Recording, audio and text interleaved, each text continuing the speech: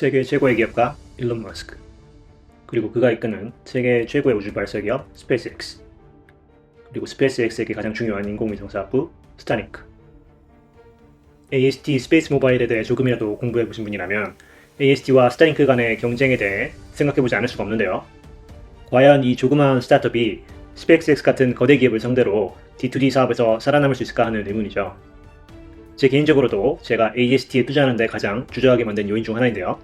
자, 그럼 오늘은 AST와 스타링크 두 회사가 D2D 마켓을 어떻게 접근하고 있는지, 그리고 왜 제가 AST가 경쟁에서 살아남을 뿐만 아니라 최소한 이 D2D 마켓에선 스타링크를 압도할 것이라고 생각하는지 알아보겠습니다. 많은 분들이 스타링크를 통한 인공위성 기반 인터넷에 대해서 많이 들어보셨을 텐데요. 제가 저번 영상에서 설명한 것처럼 스타링크가 현재 위성을 통해서 제공하는 인터넷은 이런 DC가 필요한 Fixed Wireless라고 합니다. 이런 DC가 한 곳에 고정되어 있다 해서 Fixed Wireless라고 하는데요. 우리가 지금 영상에서 말하는 D2D 기술은 이 Fixed Wireless하고는 완전히 다른 기술입니다.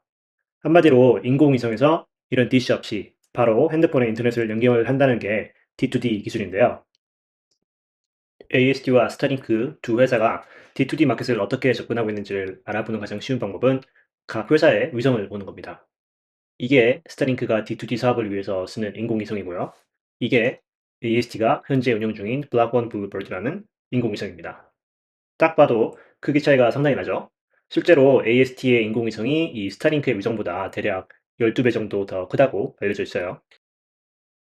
자, 그럼 왜 이렇게까지 위성의 크기 차이가 나느냐? 이걸 이해하기 위해선 이 D2D에 필요한 주파수를 이해해야 되는데요. 이 주파수라는 것은 low band, mid band, high band 이렇게 나눠져 있고요.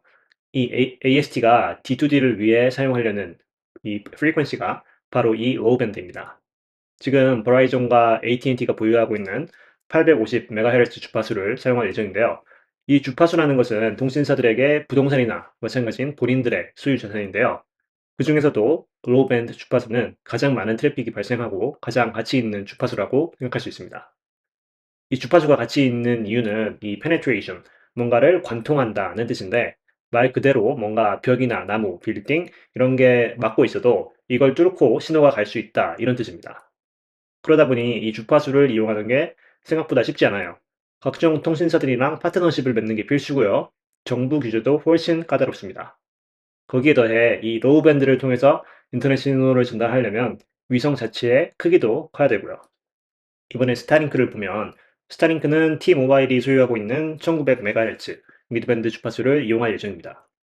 이 주파수의 가장 큰 장점은 복잡한 파트너십이나 정부 규제 없이 상대적으로 쉽게 이용이 가능하다는 장점이 있고요. 또 이 스페이스X에게 가장 중요한 장점이죠. 위성 자체의 크기가 상대적으로 크지 않아도 됩니다.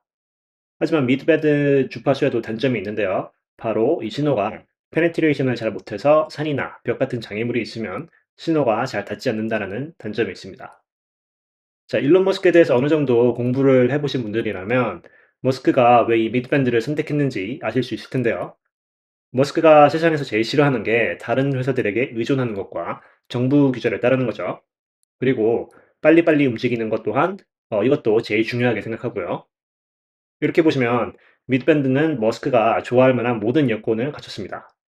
지금 스페이스X가 보유하고 있는 이 작은 인공위성 디자인으로 새로 뭐 개발할 필요 없이, 그리고 큰 정부 규제 없이 D2D 산업에 진출할 수 있다. 이런 장점이 있으니까요. 간략하게 요약을 해보자면 일론과 스타링크는 AST 위에 더 쉬운 길을 가기로 결정을 했다는 것인데요. 하지만 인생도 그런 것처럼 쉬운 길만 선택하는 게 꼭 좋은 결과로 이어지진 않죠. 그리고 바로 이런 쉬운 길을 가려고 했던 이 선택 때문에 스타링크의 위성들은 치명적인 성능 문제를 직면하게 됩니다. 자, 여기 보시면 안테나 개인 공식이라는 게 있는데 무슨 주식 투자하는데 이런 공식까지 알아야 되냐고 하실 수도 있는데 스타링크 위성의 D2D 한계에 대해서 객관적으로 알기 위해선 이걸 이해해야 돼요. 이게 생각보다 어려운 건 아닌데 최대한 간단하게 설명해 보자면 이 A라는 게 위성이 가지고 있는 안테나의 크기이고 이 여기에 사람인 같이 생긴 이건 웨이브렌트라는 건데 이건 무슨 주파수를 쓰냐에 따라 달라지는 거예요. 그래서 스타링크의 경우 미드밴드를 사용하기 때문에 이 값이 작고 AST는 로우 밴드를 사용하기 때문에 이 값이 크다. 이 정도로만 이해하시면 되고 그래서 이걸 계산하면 G, 이 gain이라는 값이 나오는데 쉽게 설명하면 이 gain이라는 게 위성 자체의 성능이라고 볼 수 있습니다. 그럼 이제 이 예시를 보면 더 이해하기 쉬운데요. 여기 이 스타링크의 개인은 이렇게 계산이 되죠. 이게 스타링크의 현재 안테나 면적이고요. 대략적인 밑밴드 사이 웨이브랭스 값. 이렇게 해서 이런 개인이 계산되고 똑같은 공식으로 AST는 위성의 안테나 크기가 이 정도로 크고 대략적인 로우 밴드에서의 웨이브랭스 값. 이렇게 해서 이 정도의 개인이 예상된다는 계산인데 자, 나는 이런 복잡한 과정은 이해가 안 간다 하시는 분들은 결론적으로 이 두 가지의 결과만 보시면 됩니다. 대충 봐도 한 6배 정도의 성능 차이가 있다는 걸 우리가 알 수 있죠. 그래서 AST는 어려운 길을 선택했고 스타링크는 쉬운 길을 선택한 이 선택들의 결과가 결국 이런 성능 차이로 나타나게 된다. 이렇게 이해하시면 되겠습니다. 그래서 이렇게 우리가 무슨 안테나 개인 공식이라는 것까지 공부해가면서 AST의 위성 성능이 스타링크를 압도할 것이다. 이렇게 얘기를 했는데요. 이번에는 그렇게 어려운 것보다 더 이해하기 쉬운 직관적인 증거들을 알아볼까 하는데요. 바로 이 두 CEO가 본인들의 D2D 위성 성능에 대해 설명하는 방식입니다. 이쪽에 보시면 일론 머스크가 X에서 스타링크의 디렉트 모바일, 우리가 계속 말한 이 D2D랑 같은 말이에요. 이 본인들의 D2D 위성에 대해서 얘기하는 건데요. 여기 보시면 이렇게 머스크가 우리 회사의 D2D 서비스는 2에서 4MB 정도 속도가 있을 거고 문자랑 보이스톡용으로 사용될 수 있을 거다. 이렇게 말하는 게 보이죠. 그리고 하이 밴드위드, 한마디로 좋은 속도를 기대하지 마라 이런 건데요. 이렇게 처음 말한 게 2022년이니까 그럼 그 사이에 더 성능 향상이 있었던 거 아니냐 이렇게 생각할 수 있는데 더 최근이죠. 2024년에 올린 글을 보면 또다시 본인들의 D2D 위성의 성능의 한계에 대해서 경고합니다. 이 데디케이티드 안테나, 우리가 말한 그런 DC가 제공하는 스타링크 인터넷에 비하면 속도가 10분의 1밖에 안 될 거다라고 설명을 하면서 Physics is the law, 물리가 법이다. 이런 멋진 말까지 하면서 본인들의 D2D 위성 성능이 부족할 수밖에 없는 건 물리학적인 한계고 마치 누구도 해결할 수 없는 문제인 것처럼 설명하죠. 자, 이번에는 AST의 CEO인 아벨 라벨란이 하는 말을 볼 건데요. 작년이죠. 이 블락원 블루버드, 본인들의 첫 상업용 인공위성이 성공적으로 발사되고 나서 올린 글인데 여기 보시면 이게 세계 최대 크기의 인공위성이다 라는 말을 하면서 size matters, 크기는 중요하다 이렇게 말하죠. 그러니까 스타링크 D2D 위성의 성능이 부족한 건 너네 위성의 사이즈가 작기 때문이지 physics is the law, 너네가 말하는 것처럼 물리학의 한계가 아니야 라고 말을 하는 건데요. 다음 포스트를 보면 더 구체적으로 AST 위성의 성능에 대해서 광고를 합니다. 일론 머스크가 스타링크 D2D 위성은 2에서 4MB 정도 속도를 낼 수 있다고 했는데 이 아벨라는 최대 120MB라는 속도를 낼 수 있다고 공개적으로 얘기하죠. 그리고 다음 세대 위성인 블락2부터는 저번 영상에서 설명한 것처럼 본인들의 A6 칩이 들어가고 위성 자체의 크기도 더 크기 때문에 더 좋은 성능을 낼 수 있다고 설명하는데요. 그럼 이번에는 각 회사의 D2D 기술을 이용한 시연 영상을 확인해 볼 건데요. 첫 번째 영상은 이 스타링크의 D2D 서비스를 이용해서 문자를 보내려고 하는 영상입니다. 보시는 것처럼 문자를 보냈는데 계속 전송 실패했다 이런 메시지가 뜨죠. 일론 머스크가 아까 우리 회사의 D2D 서비스는 초기에는 문자나 보이스톡용이다 라고 설명을 했는데 지금 보시면 보이스톡은커녕 간단한 문자 하나도 지금 전송이 안 되는 모습이죠. 자, 이것도 비슷한 영상인데 이렇게 스타링크로 연결을 했다 이런 모습을 보여주고요. 문자를 전송하려고 하는데 이번에는 에러 메시지가 뜨진 않는데 보시는 것처럼 이 전송하는데 엄청나게 오래 걸리고 있는 모습이죠. 결국에 이 문자가 전송이 됐는지는 이 영상에서 확인을 안 해주는데 보시는 것처럼 이렇게 베타 테스트를 해보니 성능이 이용이 불가능할 정도로 안 좋다. 이런 걸 우리가 확인할 수 있습니다. 그리고 기사로도 이런 내용을 확인해 볼 수 있는데요. 여기 보시면 이 기자가 티모바일과 스타링크의 D2D 서비스를 테스트해봤다. 이런 내용인데 결론만 보여드리면 불행하게도 대부분의 문자가 전송되지 않았다. 이렇게 얘기를 하고 아마 이 서비스는 위급 상황이 발생해서 긴급하게 문자 하나만 보내면 되는 그런 상황에서나 유용할 것 같다. 이렇게 얘기를 하는 걸 알 수 있습니다. 그럼 이번에는 AST의 시연 영상을 볼 건데요. AST의 최대 파트너 보다폰에서 올린 영상입니다. 지금 보면 누가 보더라도 셀타워를 통한 인터넷이 안 될 것 같은 지역에서 이 남자분이 문자나 보이스톡도 아니고 무려 비디오톡을 시도하는데요. 이렇게 신호가 AST 위성으로 간다는 걸 보여주고 이 여자분이 전화를 받는데 성공하죠. 자, 이 여자분이 보다폰의 그냥 직원이 아니고요. 무려 이 회사의 CEO입니다. 그리고 이렇게 AST 위성으로 비디오 콜이 잘 돼요. 이런 광고를 하는 건데 이 보다폰 같은 국제기업의 CEO가 자기 얼굴을 걸고 이렇게 AST의 기술을 보증하고 광고한다는 것은 회사 입장에서도 AST의 기술에 큰 자신이 있다는 것을 보여주는 거겠죠. 그리고 보다폰뿐만 아니라 AST의 또 다른 최대 파트너들 버라이존과 AT&T도 비슷한 광고를 하는데요. 여기 보시면 저번 달이죠. 버라이존이 AST의 블루버드 위성을 이용해서 위성 기반 비디오 콜에 성공했다고 발표를 하고요. AT&T도 이에 질세라 비슷하게 AST 위성을 통해서 비디오 콜을 하는데 성공을 했다라고 발표를 합니다. 자, 이쯤 되면 AST의 위성이 스타링크의 위성에 비해 압도적인 성능을 낸다는 저의 주장이 제 머릿속에서만 나온 얘기는 아니라는 게 어느 정도 확인이 되죠. 자, 이제 객관적으로 우리가 판단할 수 있는 위성의 성능 차이는 충분히 얘기를 했고, 이번에는 스페이스X의 CEO 일론 머스크에 관한 얘기를 조금 해볼까 하는데요. 이 일론 머스크가 지금까지 우리가 본 가장 위대한 CEO인 것은 분명하지만 요즘 일론이 정치에 관심을 가지기 시작했죠. 그러면서 여기저기서 특히 이 X에서 계속 불필요한 적들을 만들기 시작합니다. 자, 이 첫 번째 포스트, 여기 시콜스키라는 폴란드의 외무부 장관이신데 이 일론하고 우크라이나 문제로 말싸움을 하고 있는데요. 감정이 격해진 우리 일론, 무려 한나라의 외교부 장관에게 조용히 해 스몰맨, 이 스몰맨은 한국말로 치면 소인배 아니면 요즘 말로는 하남자 정도 되려나요? 이렇게 모욕적인 말을 공개적으로 하고 우리 스타링크를 대체할 게 뭐가 있는데 이렇게 당당히 말을 하죠. 제가 저번 영상에서도 말씀드린 것처럼 이 D2D 마켓은 민간 분야뿐만 아니라 정부와의 계약을 통해서도 많은 매출을 올릴 수 있을 것이라고 전망했는데요. 이 Fixed Wireless 시장에선 스타링크와 경쟁할 수 없는 업체가 많이 없지만 이 D2D 기술을 활용하는 계약을 맺는다고 했을 때 미국을 제외한 다른 나라의 정부들 입장에서 성능도 상대적으로 떨어지는, 그리고 이렇게 다른 나라의 고위 관료에게 이렇게 악플을 쓰며 많은 나라를 적으로 만들고 있는 이 CEO의 회사와 계약을 맺을 필요가 있을까요? 그리고 이번에는 이 두 번째 포스트는 실제로 스타링크에게 큰 피해를 입힌 사건인데요.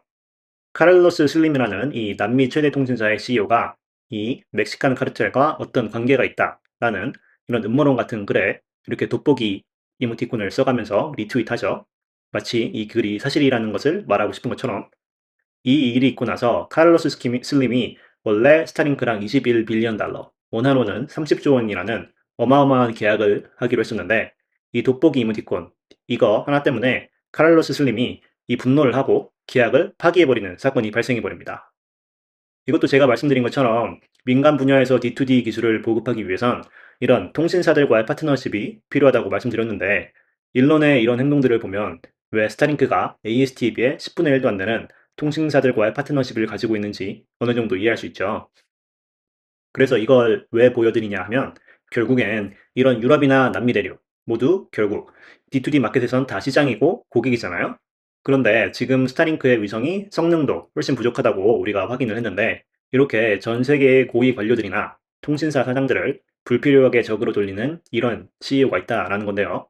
그래서 저는 스타링크에게는 위성 자체의 성능 리스크도 있지만 그 성능의 한계를 그들이 설사 모두 극복한다 하더라도 이 일론 리스크라는 언제 터질지 모르는 폭탄 같은 리스크가 존재한다. 그래서 AST는 현재 경쟁에서 훨씬 유리한 위치에 있다. 이렇게 분석을 하고 있습니다. 자, 그럼 지금까지 우리가 공부한 사실들이 현실이 되어서 AST가 이 D2D 시장을 독점한다는 즐거운 상상을 해볼까요? 지금 이 표는 스페이스X의 현재 기업 가치를 보여주고 있는 표인데요. 현재 2024년 대략 210빌리언 정도 되는 걸 알 수 있고요. 그리고 이 회사의 현재 매출의 60%는 스타링크, 즉 픽스드 와이어리스를 통해서 나온다는 걸 보여주죠.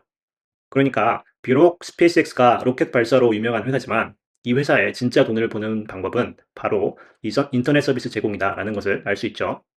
자, 그럼 이런 자료를 바탕으로 저희가 어느 정도 AST의 밸류에이션을 모델링 할 수 있는데요. 그 누구도 D2D 마켓이 정확히 얼마나 큰 시장이 될지는 완벽히 예측할 수는 없겠죠. 그래도 대충 계산을 해보면 현재 스타링크가 독립적인 기업이라 치면 210빌리언의 60%, 126빌리언 정도 되는 회사라는 계산이 나오죠. 그리고 미래에 AST가 지금 스타링크가 픽스드 와이어리스 사업에서 누리고 있는 독점적인 위치를 가지고 있다고 가정하면, 그리고 D2D 마켓이 이 픽스드 와이어리스의 최소 절반 정도는 되는 시장이라고 생각하면 대략 63빌리언 정도의 기업 가치를 가질 수 있고, 지금 현재 AST의 기업 가치가 8빌리언 정도 되니 대략 8배 정도의 성장을 할 수 있다라는 계산이 나옵니다. 물론 이건 저만의 상상을 기반으로 한번 말도 안 되는 계산을 해본 거고요. 마지막으로 저의 개인적인 이야기를 잠깐 해보자면 제가 처음으로 이 회사에 알게 된 게 작년 초였어요. 그러니까 제가 처음으로 이 회사를 매수한 게 한 이때쯤이었고요. 뭐 제대로 된 리서치는 전혀 하지 않고 별 생각 없이 매수를 했는데 여기 보시면 이렇게 큰 가격 폭락이 있었죠. 이때가 이 블랙원 블루버드 위성 발사에 딜레이가 있다라는 발표를 했었는데 갑자기 주가가 폭락하니까 이때부터 불안해지기 시작한 거죠. 그래서 뒤늦게 아주 얕은 조사를 시작했는데 바로 그때 그 유명한 일론 머스크의 스페이스X가 이 회사의 경쟁 상대라는 사실을 알게 됩니다. 그땐 이 회사에 대한 이해도가 부족하던 시절이라 위성도 딜레이 됐는데 일론 머스크랑 경쟁하면 이 회사 망하겠네 라고 생각하고 한 50%의 손실을 보고 팔아버렸어요. 그러고 나서 불과 한 달 정도 지난 시점에 갑자기 이렇게 또 폭등을 하죠. 이때 무슨 일이 있었냐 하면 버라이존이 이 회사에 100 밀리언을 투자하기로 한 건데요. 이 소식에 충격을 먹은 저는 이때부터 부랴부랴 시간을 투자해서 이 회사에 대해서 조사하기 시작합니다. 이 AT&T와 버라이존이 한 회사에 투자했다는 건 정말 이상한 일이었으니까요. 그리고 한 달 정도 이렇게 이 회사에 대해서 진짜로 알아보고 오늘 영상에서 설명드린 것처럼 스페이스X와의 경쟁에 대해 두려워할 필요가 없다는 확신이 생긴 뒤 뒤늦게 한 12불 정도에 다시 매수를 시작하게 됩니다. 제가 이런 개인적인 이야기를 말씀드리는 건 혹시 이 회사에 관심이 생기는 분들께서 저와 같은 이런 실수를 하지 않기를 바라서인데요. 꼭 이 회사가 아니더라도 여러분이 투자하는 회사에 제대로 이해하고 쉽게 흔들리지 않는 투자자가 되시길 바라며 오늘 영상 마치겠습니다. 감사합니다.